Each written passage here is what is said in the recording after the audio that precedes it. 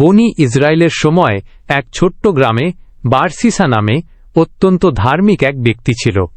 তাকে সন্ন্যাসী বলা যেতে পারে।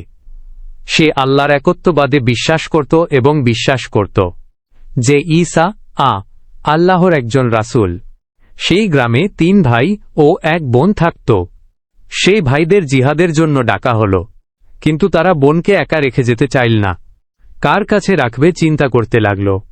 গ্রামবাসী বারসিসার কথা বলল, কারণ গ্রামের সবাই বারসিসাকে উত্তম চরিত্রবান হিসাবে জানত। তো তারা বারসিসার কাছে গেল, যখন তার কাছে তাদের বোনকে রাখতে চাইলে সে রাজি হল না এবং বললামই অভিশপ্ত শয়তানের কাছ থেকে পানাহ চাই, কারণ সে ভয় করছিল যে সে গুনাহে লিপ্ত হয়ে যেতে পারে। তখন শয়তান বারসিসার মনে কুমন্ত্রণা ওয়াসওয়াসা দিতে আসল চালাক। শয়তান জানত যে বারসিসার মন খুবই নরম। সে কানে কানে বারসিসাকে বলল, তারা যদি ভাল কাউকে তাদের বোনের জন্য খুঁজে না পায় এবং খারাপ কারো কাছে মেয়েটিকে রেখে যায়, তখন কি হবে? এই পরিণতি কি তোমার ভুলের জন্য নয়? বারসিসা বুঝতে পারেনি যে এটা শয়তানের কুমন্ত্রণা। মানুষের প্রতি দরদের কারণে মেয়েটিকে সে সাহায্য করতে রাজি হল। সে মেয়েটিকে গির্জার বিপরীতে একটি ঘরে থাকতে দিল। গির্জার সামনে মেয়েটির জন্য খাবার রেখে আসত। মেয়েটি নিজে এসে খাবার নিয়ে যেত। বারসিসার সাথে তার দেখা হতো না। শয়তান ওয়াসওয়াসা হয়ে বারসিসার কাছে আবার আসল এবং বলল, তুমি কেন মেয়েটির খাবার তার ঘরের সামনে রেখে আসো না? এর ফলে মেয়েটাকে ঘর থেকে কেউ এতটা পথ একা একা হেঁটে বের হতে বা ফিরে যেতে দেখবে না। বারসিসা রাজি হল এবং মেয়েটির ঘরের সামনে খাবার রেখে আসতে শুরু করল। শয়তান এতেও খুশি হল না। সে আবার আসলো এবং কানে কানে বলল, কেন তুমি তার ঘরে ভিতরে খাবার দিয়ে আসো না? ফলে মানুষ তাকে ঘর থেকে একা একা বের হতে আর ঢুকতে দেখত না।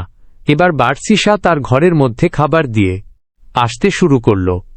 শয়তান আবার আসলো এবং বলল, মেয়েটার সাথে তোমার কথা বলা উচিত। এভাবে একা থাকলে তো সে পাগল হয়ে যাবে। বারসিসা মেয়েটির কথা চিন্তা করে তার সাথে রুমের আড়ালে কথা বলতে শুরু করল। শয়তানের কুমন্ত্রণায় এক সময় তারা একই রুমে কথা বলতে লাগল। এভাবে শয়তান তার কাজের কঠিন অংশ বাস্তবায়ন করল। এই পর্যায়ে বারসিসা এবং মেয়েটা একে অপরের প্রতি দুর্বল হল এবং একসময় ব্যভিচারে লিপ্ত হল। মেয়েটি গর্ভবতী হলে একটি বাচ্চা জন্ম দিল। বাচ্চা জন্মের সময় শয়তান বারসিসার কাছে আবার আসল এবং বলল, এটা তুমি কি করে? তোমার পাপের প্রমাণ সরিয়ে ফেল, না হলে মেয়েটির ভাইরা ফিরে আসলে তোমাকে খুন করবে। বারসিসা বাচ্চাটিকে খুন করল এবং ওই ঘরের মেঝেতে পুঁতে ফেলল। শয়তান এবার বলল, তুমি এক নারীর সন্তান হত্যা করেছ এবং আশা করছ যে সে এটা কাউকে বলবে না। তখন বারসিসা মেয়েটিকেও খুন করল এবং তাকেও ওই ঘরের মেঝেতে পুঁতে রাখল। মেয়েটির ভাইরা ফিরে আসলে তাদেরকে একটা মিথ্যা কবর দেখিয়ে বলল, তোমাদের বোন অসুখে মারা গিয়েছে এবং ওই কবরে দাফন করা হয়েছে। তারা বারসিসার কথা বিশ্বাস করল।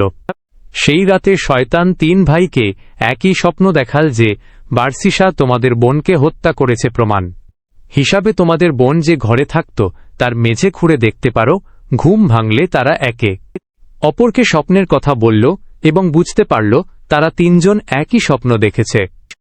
যাচাই করার জন্য তারা বারসিসার এলাকায় যেয়ে প্রথমে বারসিসার দেখানো কবর খুঁড়ল, দেখল কিছু নেই।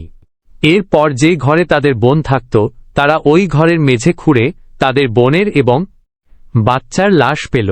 তারা বারসিসাকে ধরল এবং বলতে বাধ্য করল আসলে কি হয়েছে। তারপর তারা তাকে রাজার কাছে নিয়ে গেলে রাজা তাকে শিরচ্ছেদ করতে আদেশ দিল।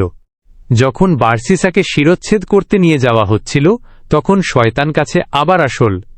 এবার ওয়াসওয়াসা নামানুষের রূপ নিয়ে সে আসল এসে বলল, শুনো বারসিসা, আমি হলাম শয়তান। তোমার এই অবস্থা তোমার নিজের চিন্তায় হয়নি, আমি করেছি, আর একমাত্র আমিই তোমাকে বাঁচাতে পারি যদি তুমি আমার কথা মেনে চল। বারসিসা বলল, আমাকে কি করতে হবে? শয়তান বলল, আমাকে সেজদা কর, আমি তোমাকে রক্ষা করব। তো বাঁচার জন্য মরিয়া হয়ে বার্সিসা শয়তানকে সিজদা করল এবং কাফের হয়ে গেল। সিজদা করার সাথে সাথে শয়তান তাকে বলল, আমি এখন তোমার থেকে মুক্ত। আমি আল্লাহকে ভয় করি, যিনি বিশ্বজগতের প্রতিপালক। এই বলে শয়তান সেখান থেকে পালালো এবং বার্সিসার শিরচ্ছেদ করা হল। কেয়ামতের দিন বার্সিসাকে যখন জীবিত করা হবে, তখন সে শয়তানের উদ্দেশ্যে সিজদা করতে করতে উঠে